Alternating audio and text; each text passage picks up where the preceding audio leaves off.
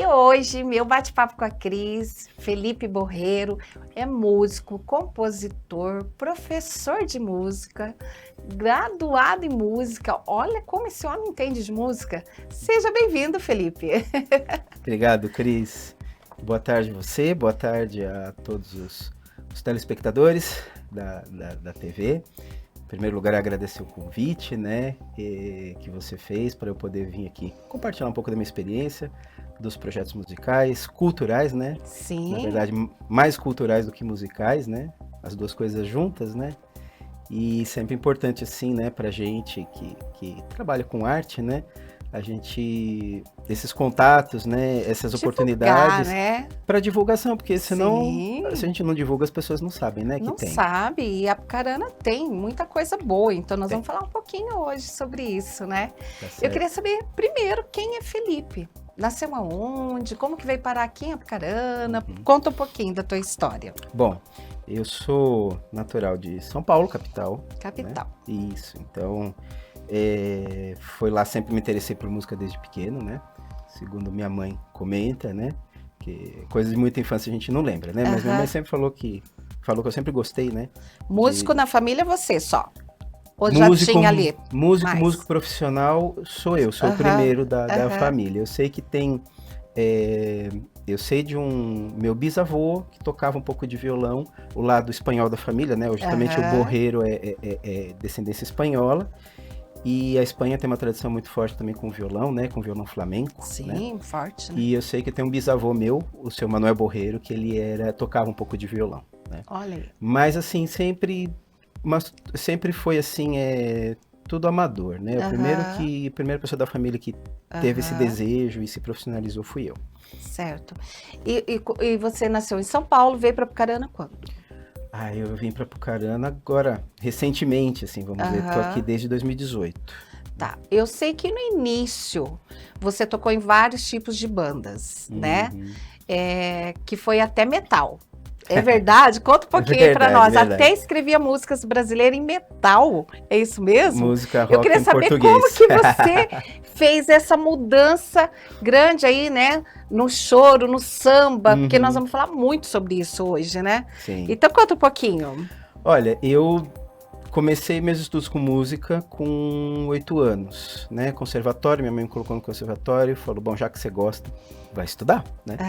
E aí eu falei, ok. E comecei no piano, que era um instrumento... na época o conservatório, ele ainda não tinha essa visão da música popular, né? Você ia pro conservatório estudar música clássica. Clássica. Principalmente o piano, né? Sempre foi visto como um instrumento clássico, né? E eu... criança, eu queria tocar o que eu via no rádio, né? Meu pai tinha muitos discos de MPB, né? E apesar de não ser músico, ele gostava bastante de música, ouvia de tudo. Meu pai gostava de sertanejo, meu pai gostava do MPB, gostava de várias coisas, né? E só que eu era criança, eu toquei piano ali, música clássica. Chegou uma hora que eu falei, mas eu quero tocar as músicas do rádio. Quero tocar aquilo que eu escuto no rádio. E era pequeno também, 8 anos, né? 8, 9 anos. E aí foi já para um piano, né? Que é um instrumento muito difícil de tocar. Realmente é um instrumento difícil. E o piano na época era só o repertório clássico, né? Não existia. Hoje já existe cursos de piano popular. Né? Então eu falei, o jeito de tocar música popular era trocar de instrumento. Aí o professor sugeriu, você pode tocar violão, aí a gente consegue trabalhar a música popular. E eu acabei mudando de instrumento por conta do repertório. Né? Depois, mais tarde, um pouco mais adulto, eu comecei a gostar, comecei a tocar um pouco de violão clássico, né? Para estudar a questão técnica, né? Não tanto pelo repertório, né? Porque a questão técnica para desenvolver bem o instrumento, né? E aí eu comecei, já era um pouco mais velho, já tinha lá meus 15, 16 anos, 17, aí eu comecei a gostar da música clássica também. Mas minha veia sempre foi a música popular. E nisso estudei um pouco de violão, depois um pouco de guitarra, depois tive contato com o cavaquinho. Então, assim, eu tive várias fases musicais, assim. Então, né? Como músico, instrumentista, você toca vários? Sim. Já uma época eu toquei mais guitarra, outra época eu toquei mais violão, outra época mais o cavaquinho. E nisso você ainda estava em São Paulo? Sim, nisso eu estava em São Paulo. Quando que você mudou totalmente, e como eu te falei aqui, nós estávamos falando, que você tocou até em vários tipos de banda. Sim. E aí foi o quê? Qual a tua primeira experiência aí com banda? Primeira experiência com banda, eu acho que eu poderia dizer que foi na igreja. Na igreja. Na igreja, eu participei muito tempo da igreja, de igreja evangélica. E lá a música sempre foi muito forte, né? E então meu primeiro contato assim com um grupo musical foi tocando na igreja, tocar junto com outras pessoas. Entendi. Uhum. E quando que foi, porque nós temos projetos para estar falando aqui para a nossa população, né? Projeto para convidar todo mundo para participar. Exato. E quando foi essa paixão por cavaquinho, o violão? Fala um pouquinho desses instrumentos. Sim. Como que você conheceu? Porque você comentou comigo, e eu gostaria que você falasse, que você descobriu tudo isso fora do Brasil. Na verdade, eu comecei no meu começo do estudo musical, eu tive mais contato com a música clássica, com as músicas de rádio, música pop, né? Música de igreja. Música da igreja. Evangélica. Exato, né? A música da igreja norte-americana também, né? O gospel norte-americano. Então eu fui passando por várias fases, né? Mas aqui, ainda no Brasil, né? Antes de morar fora, eu comecei a pesquisar, comecei a me interessar pela música brasileira também. Porque eu comecei a ver, eu conhecia pouca coisa, né? Um Garota de Ipanema, Tom Jobim, aquelas coisas muito, né? O que a maioria sabe, né? Exatamente. Conhece, aquelas músicas mais populares Que mais foram conhecidas, mais né? conhecidas, que, né? Que estiveram na mídia, vamos dizer assim, né? Que daí chega até a gente.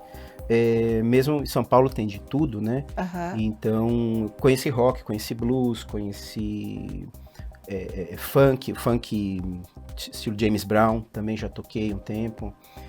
E aí eu fui chegando na música brasileira, comecei a conhecer música brasileira e comecei a me interessar. Falei, tem uma riqueza ali, né? E é uma pessoa que apresenta uma coisa, da pessoa que apresenta outra. O que eu lembro, assim, que foi um divisor de águas foi quando eu conheci Lenine. Eu ouvi um disco do Lenine, uma ex-namorada que ganhou, que ela pediu no Amigo Secreto, ela ganhou. Escuta isso. A hora que eu coloquei a primeira música, assim, foi uma coisa, assim, realmente... Paixão. Virou a chave. A paixão ali. Eu vi uma coisa muito diferente ali, que não tá na mídia, né? E aí eu falei, nossa, então deve ter mais do que isso, né? E aí comecei a pesquisar, comecei a conhecer mais o Djavan, o próprio samba de raiz. O choro eu ainda conhecia pouca coisa, assim, que todo mundo conhece, né? O Carinhoso, o Brasileirinho, né? Então eu nunca tinha muito mais do que isso que eu não sabia, que eu fui conhecer depois. Mas eu comecei a fazer uma pesquisa de música brasileira ainda aqui lá para os meados dos anos 2000, mais ou menos.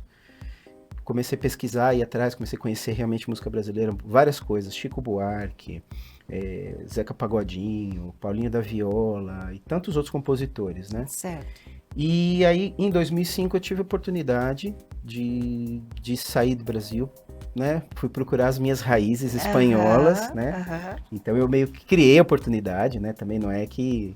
Foi, né? Não foi uma coisa que aconteceu por acaso. Eu meio que já tinha alguns planos, algumas ideias, fazer um intercâmbio, né? E eu falei, vou lá para conhecer as minhas raízes mesmo, saber, né? Como é que é lá, saber se é diferente mesmo. E a música que sempre eu estudei, né? Eu fiz conservatório, fiz aulas particulares, mas sempre foi uma coisa, na igreja também, mas sempre foi uma coisa assim, mais como um hobby, né? Eu tinha outras profissões e levava aquilo como um hobby. E quando eu fui para a Europa, que eu consegui criar essa oportunidade, eu falei, eu quero ser artista, eu quero ser músico e eu vou me profissionalizar. Aí, antes de você então ir para fora do país, você não era profissional. Eu digo, não era profissional no sentido... Não ganhava. Porque todo profissional fala que a partir do momento que eu começo a ganhar dinheiro, eu começo a ser profissional. É mais ou menos isso. Mas você já tinha bagagem de todo esse processo de 8 anos, né? Já tinha dado aulas. Eu não era profissional assim como músico instrumentista, como atuante, assim, de ganhar caixeira, essas coisas. Uma graduação e tudo mais. Assim, com as bandas era sempre... As bandas que eu tive sempre foi... Essa banda de metal que você falou, sempre foi uma coisa amadora, a gente fazia por hobby, por gosto. O contato profissional que eu tive no Brasil foi com aulas. Com aulas, sim, eu dei aula. Mas aí o seu primeiro dinheirinho foi lá fora? Foi. Foi na Espanha? Foi. Porque aí chegou lá, você até comentou comigo, você falou assim, ai, Cris, eu não conhecia tanto. Chegou lá, as pessoas pediam. Você viu a oportunidade ali. Exato. Aí você falou, agora eu vou aprofundar no choro, no Isso. sambinha. Foi assim? Mais ou menos isso mesmo. Inclusive, o curioso é que eu fui para Barcelona, né, que foi onde eu morei o tempo todo, né? Eu tive a oportunidade de viajar pela Espanha com um projeto que a gente tocava forró. Era um grupo de forró, a gente viajou toda a Espanha, chegou Acho que eles gostam muito disso, né? Sim. A gente chegou até para a Suíça com esse grupo de forró. E então, assim, sempre morei em Barcelona, mas estive em outros lugares da Espanha, em outras partes da Europa, na Suíça, na França, né? E foi assim, eu cheguei em Barcelona sem conhecer ninguém, só tinha um amigo lá de muitos anos, da época de adolescente, que me ajudou assim com as primeiras coisas, né? Mas não era músico. E eu, com 20 dias que eu tava lá, arrumei um bar pra tocar, que eu tocava toda semana, sozinho, sem conhecer ninguém. Não tinha ninguém pra te ajudar ali com instrumentos. Comecei a conhecer um, outro, você é músico, eu falei com fulano, tal, não sei o que. Apareceu ali um bar que eu fiquei durante um ano tocando mais ou menos uma vez por semana. Sozinho? Sozinho, eu fazia voz e então violão. Você era o show da casa, era o principal da casa. Exato, e aí nisso vai conhecendo um músico, vai conhecendo outro músico, o network, né, que a gente fala. Tinha bastante brasileiros na época lá, né? Não tanto como Portugal e França é onde tem mais brasileiros, né? Na Espanha tem também, mas um pouco menos. Mas aí fui conhecendo, e músicos até que não eram brasileiros, mas que cantavam música brasileira. E eu conheci mais ainda a riqueza brasileira fora do Brasil, porque eu tive contato com coisas que tem gente aqui no Brasil que ainda não conhece, né? Até mesmo você que era um músico, né, estudado e tudo mais, foi aprender lá fora a música, a riqueza do nosso Brasil, que é o samba e o choro. Exatamente. Fui tocando bossa nova, voz e violão, aí apareceu a oportunidade de tocar forró, depois apareceu a oportunidade de tocar samba de raiz, as oportunidades foram aparecendo, né? E eu fui encarando tudo, né? Eu queria conhecer, eu queria abraçar o mundo, literalmente, né? E tudo que era música brasileira, música de qualidade, até um pouquinho de jazz, eu cheguei a tocar também acompanhando um cantor, acompanhei uma cantora que tinha músicas autorais, né? Estilos assim bem diferentes, uma cantora espanhola. Mas o foco sempre foi música brasileira, e daí eu cheguei no choro. Falei, tem uma roda de choro que acontecia toda segunda-feira, né? O bar abria só pra gente fazer a roda de choro, porque segunda é um dia que normalmente os bares estão fechados, né? Então o dono do bar concordava em abrir, o bar ficava aberto para nós músicos, né? Tinha alguma coisa de público, mas o foco era a gente sentar ali para poder tocar choro. E daí que eu fui conhecer realmente, eu já tinha um cavaquinho, tocava um pouquinho de samba, um pouquinho de pagode, né? O pagode dos anos 90 foi muito forte, né? E eu tava em São Paulo, ali em Santo André, né? Que era uma região bem forte, assim, do pagode. Sim. Tanto que eu peguei o cavaquinho, comecei a arranhar alguma coisa, dar algumas aulas. E aí lá a oportunidade de tocar choro. Aí peguei o cavaquinho e falei, vou pra roda de choro, vamos ver como é que é. Aí pega livro, aí vai conhecer. Aí você começa a ver que existe... Não era o brasileirinho e o carinhoso, não era só essas duas a músicas. Porta de entrada, porque existe um universo atrás disso, né? Que as pessoas não conhecem, né? Até hoje, né? A música, eu falo que a música instrumental realmente é uma coisa que é um pouco mais difícil das pessoas entenderem, das pessoas ou pararem para ouvir, porque requer um pouco mais, não digo conhecimento musical, porque tem gente que não conhece música e gosta bastante de música instrumental. Mas ela te exige um pouquinho mais de você parar, prestar atenção, né? Estar mais atento, né? A música cantada, ela é mais fácil para quem não é músico, porque pela palavra, né? A palavra te ajuda a entender a música. Né? E aí, você ficou quanto tempo fora do país? Olha, eu fui em 2005, com, assim, passagem só de ida, praticamente. Falei, eu vou ficar, enquanto eu estiver gostando, eu vou ficando. Se eu não gostar, eu volto. Se ninguém me despejar lá, exatamente, se não me expulsarem. Bom, mas eu fui com a ideia mesmo de, olha, ficar sem previsão de volta. Eu falei, vou ficando enquanto eu gostar, enquanto der certo, eu vou ficando. Se eu não gostar, eu volto. Se por algum motivo não der certo, eu volto, né? E acabei ficando 7, 8 anos. Eu fui em 2005, voltei em 2012, 2013, mais ou menos. Quando você voltou, 12 ou 13, você voltou para São Paulo. Quando foi a tua chegada aqui em Apucarana? Então, eu voltei para São Paulo um dos objetivos da minha volta foi para estudar música, né? Eu queria estudar, lá é um pouco difícil estudar, é um pouco difícil de entrar na universidade, né? É um pouco caro também, porque lá mesmo as universidades públicas são pagas, né? Tem um custo bem reduzido, mas tem. Questão de idioma, não era tanto problema, mas enfim, vários fatores eu falei, é mais fácil eu voltar para o Brasil para estudar. Aí fez uma graduação. Isso, aí eu voltei para São Paulo, comecei a estudar lá, aí mudei para Curitiba, fui estudar na Unespar. Então, eu me formei na Unespar de Curitiba, né? Que a Unespar aqui de Apucarana não tem a parte artística, né?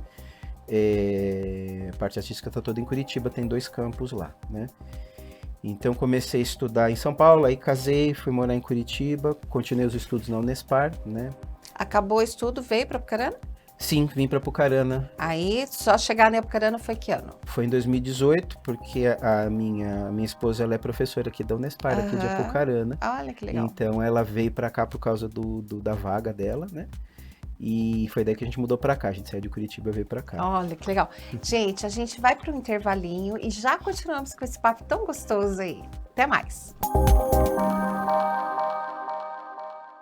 Model Star, um evento para quem já é modelo e para quem quer começar sua carreira na moda. Essa é a sua chance de dar um grande passo na carreira de modelo. Não perca essa oportunidade única. Garanta sua vaga agora. Entre em contato para mais informações e inscreva-se. Conheça meus livros, Meu Caminhar é o Seu Caminhar. E eu também sou você. As minhas experiências em forma de mensagens e poesias para você.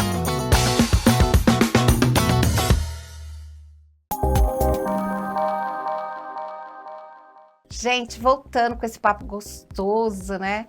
Porque raiz, né? Essas músicas que tocam o coração da gente e pouca gente conhece, né? Então, estamos falando hoje, descobrindo tudo aqui com o Felipe.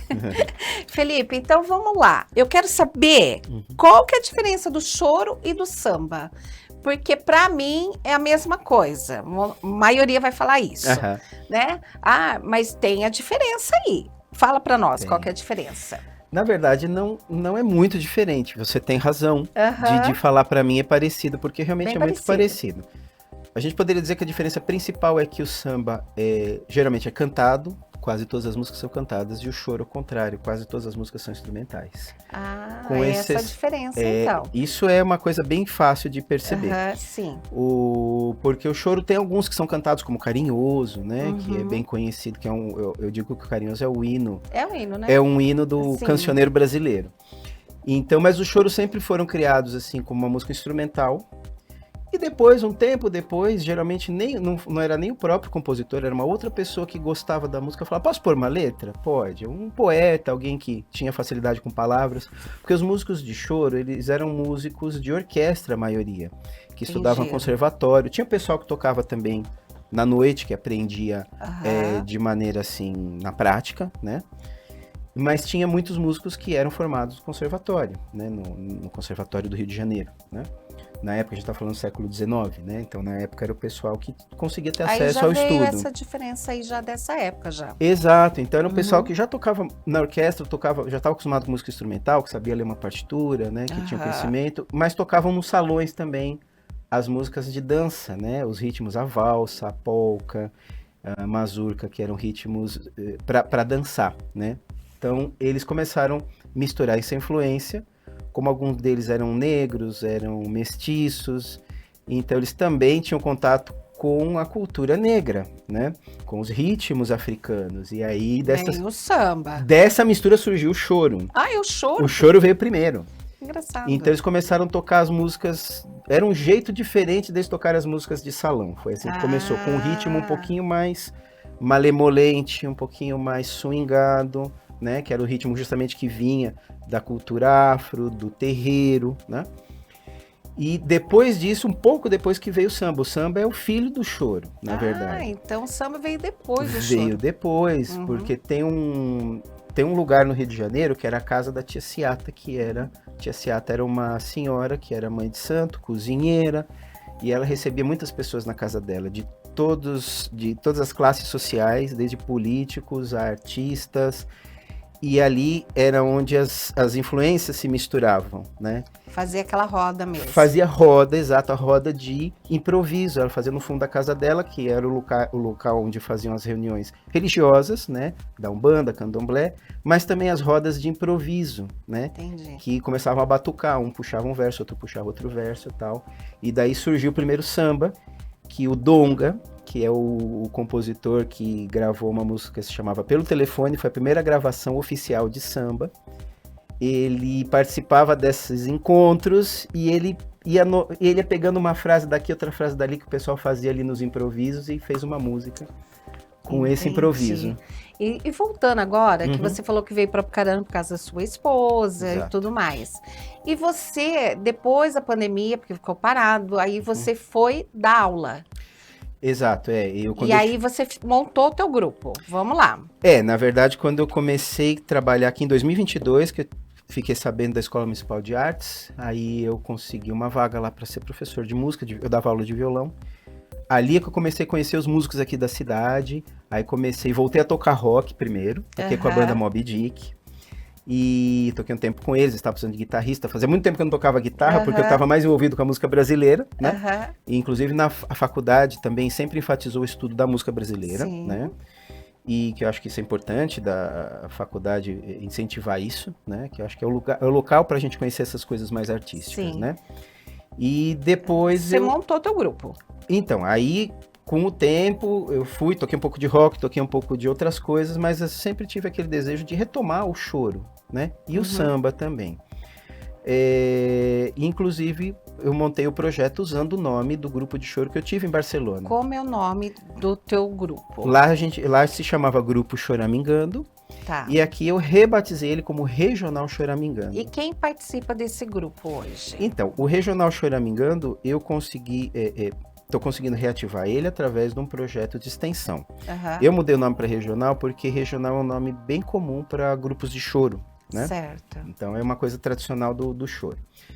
E então a oportunidade que eu tive para retomar esse projeto de choro que eu já tive lá, que era profissional, que a gente tocava em casas noturnas, a gente participou de encontros em Paris, em Toulouse, no sul da França, na Suíça também.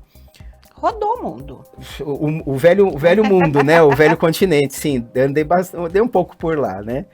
E então, assim, a oportunidade que eu tive para retomar esse projeto, que lá era um projeto musical, profissional. Aqui está sendo um projeto cultural. Então, um projeto de extensão, que é a universidade, é um projeto de extensão cultural feito pela Unespar, né? Assinado pela professora Eliane, que é minha esposa, né? Então, ela é do curso de pedagogia. Então, esse projeto é um projeto de extensão da pedagogia. E qualquer um pode participar desse projeto? Como que é? Sim, o projeto ele é feito justamente para atender a comunidade geral. Tanto os alunos, que os alunos participam, ganham horas de atividade que eles precisam para justificar, para ter o diploma. Eu tive que fazer também quando eu estudei, né? Mas também a ideia do projeto de extensão é atender até mais a população do que os alunos. Então, o que a gente faz? Nós fazemos encontros, não vou dizer todos os sábados, mas a maioria 2, 3 vezes por mês, mais ou menos, né? E aonde acontecem esses encontros? Acontece justamente na Unespar, a gente usa a sala da pedagogia, lá o laboratório da pedagogia, e a gente combina os encontros, já combina durante a semana, a gente tem um grupinho de WhatsApp, depois eu vou deixar meu telefone. Sim, a gente vamos combina... colocar o telefone dele Pode aqui. Colocar já? Então já vou falar ele vai colocar aqui, pode falar o número. É 43 999 33 18 39. Tá, então vamos supor que eu entendo um pouquinho de música, eu posso entrar nesse grupo. Ou quem não entende, só vai lá para assistir, participar. Como que é? Porque não é fácil você ter que ensinar alguém, não dá.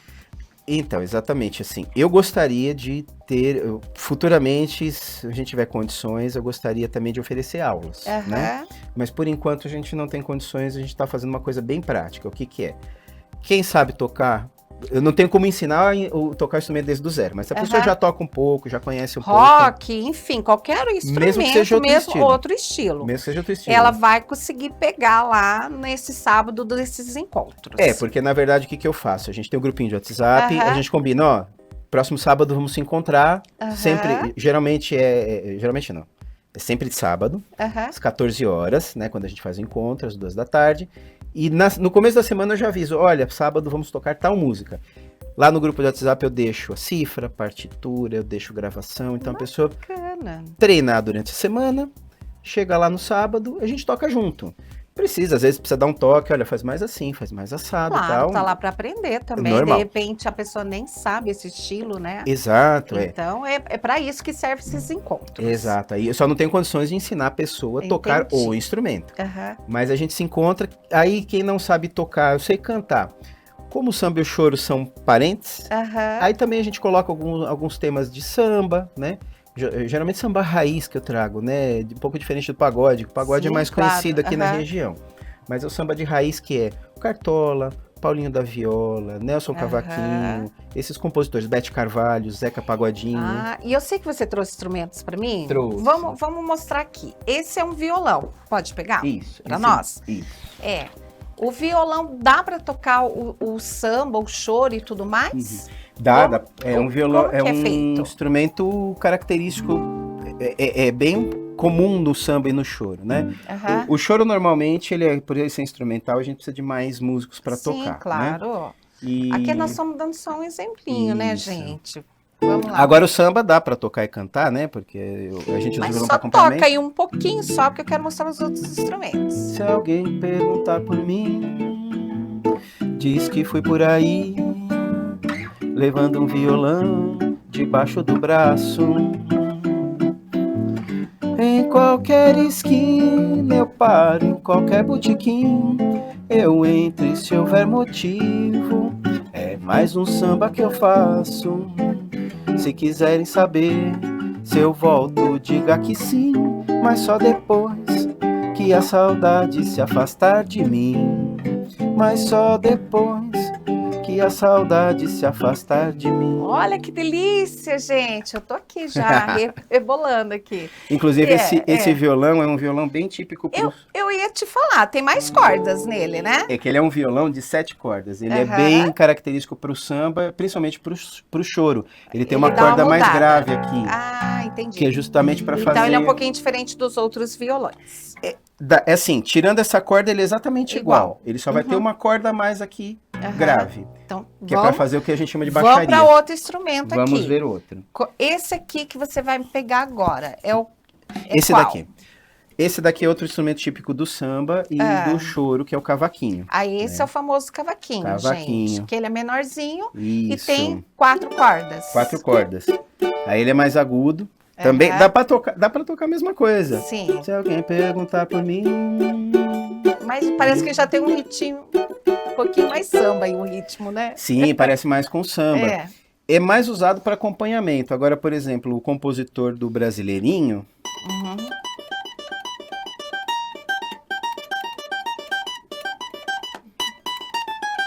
lindo! o Valdir Azevedo foi o primeiro músico que falou, dá para fazer melodia no cavaquinho também, dá para fazer solo. Legal. Porque ele sempre foi usado só para acompanhamento mesmo. Aham. E o outro instrumento que você trouxe para nós O outro também? instrumento, que é um instrumento também bem característico, mais do choro até do que do samba, que é o bandolim. Esse é um pouco diferente. Esse né? é bem diferente. diferente. Até mesmo o formato dele é bem diferente mesmo. Sim, o formato é diferente, Uhum. ele tem corda dupla, que a gente fala, ó. Ó, São 2 cordas iguais.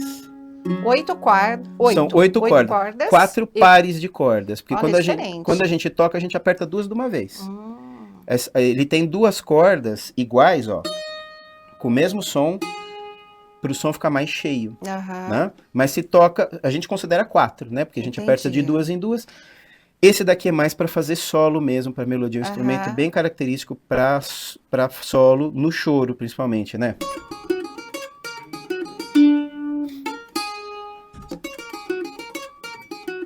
Até o som dele, né? Diferente, né? Muito diferente.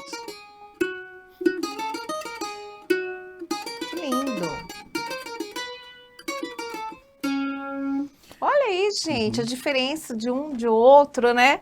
E tudo isso faz lá nesse encontro no sábado, então. Exatamente. E aí a gente não só toca, né? Porque como é um encontro cultural, Se a pessoa, eu não sei tocar nem cantar, não posso participar? Pode participar ouvindo, a pessoa conhecer o repertório, saber como funciona a roda de choro, que ela tem ali as suas regras, as suas, né? O jeito ali de funcionar, quando um tá fazendo solo, o outro solista fica ouvindo, fica esperando a sua vez, então é tudo cheio de regrinhas. Eu entendi. E esse projeto teu, essa banda, hoje, vocês estão em quantos? Olha, por enquanto nós, assim, fixo, porque fixo tem gente que vocês fazem uma apresentação a outra, são 3 pessoas? A gente, ou mais? Fixos nós estamos em 5. 5 pessoas. E quem são? Fala o nome, por favor. Olha, nós temos sou eu, né, que sou o idealizador do projeto, né? O Hélio, que você conheceu, o Hélio Pereira, que ele tá como colaborador, ele toca violão com a gente. Um abraço, Hélio. Um abraço, Hélio. E nós temos um aluno da UTFPR que está participando com a gente, toca pandeiro, o Felipe, que é meu xará, Felipe Lourusso. E aí também tem uma cantora que está vindo, que ela canta e toca pandeiro, então no choro ela toca pandeiro, no samba ela então canta. Tem uma mulher aí no meio. Tem uma mulher, bom, legal. Sempre bom. A Lua Cristina, né? Que legal. Que é cantora, compositora, e o Perséfone, que é o outro violonista do grupo também, Perséfone Camargo, que também está participando com a gente. E se você quiser deixar um recadinho agora pro pessoal, para o convite, quando que vai ser o próximo? Sábado agora? Ou... Sábado Fala agora... aí a data. Então, o próximo encontro vai ser dia 28, o último sábado do mês, né? Inclusive, eu estou preparando ali um workshop, a gente falar sobre música, né? Legal. Porque como o projeto ele é cultural também, ele não é só musical, então tem dias que a gente não toca, às vezes que nem, por exemplo, o último sábado de abril era a Semana do Choro, né? Dia 23 de abril, aniversário do Pixinguinha, que é o compositor mais importante do choro. Então é o Dia Internacional do Choro. Aí eu trouxe um filme pra gente assistir sobre a vida do Pixinguinha. Então é cultural então, também. Tem umas coisas diferentes, não é só. Então todo mundo pode participar, até mesmo pra assistir e tudo mais. Tá aberto pra conhecer, às vezes eu não toco, não canto, mas você pode conhecer a parte cultural. Então é dia 28, às 14 horas. 14 horas lá na Unespar. Eu vou fazer um workshop pra gente falar sobre música, discutir um pouco, conhecer um pouco como que funciona a música, alguns elementos assim musicais, uma coisa bem, Felipe. Nada muito técnico, uma coisa bem assim, intuitiva que qualquer pessoa vai conseguir acompanhar. Legal. Tá, quero agradecer você, vou te dar um presente da Texahertz. Muito obrigado. Olha aqui pra você, que né? legal. Um presentinho pra lembrar aqui da gente também, Puxa, né? Muito obrigado. Eu quero agradecer, sucesso pra você. Tá joia. Sucesso pra esse projeto aí, que é gratuito. Então fica ligadinhos, gente. Quinta-feira, temos mais aí para vocês, tá? Até mais. Model Star, um evento para quem já é modelo e para quem quer começar sua carreira na moda. Essa é a sua chance de dar um grande passo na carreira de modelo. Não perca essa oportunidade única. Garanta sua vaga agora. Entre em contato para mais informações e inscreva-se. Conheça meus livros, Meu Caminhar é o Seu Caminhar. E eu também sou você. As minhas experiências em forma de mensagens e poesias para você.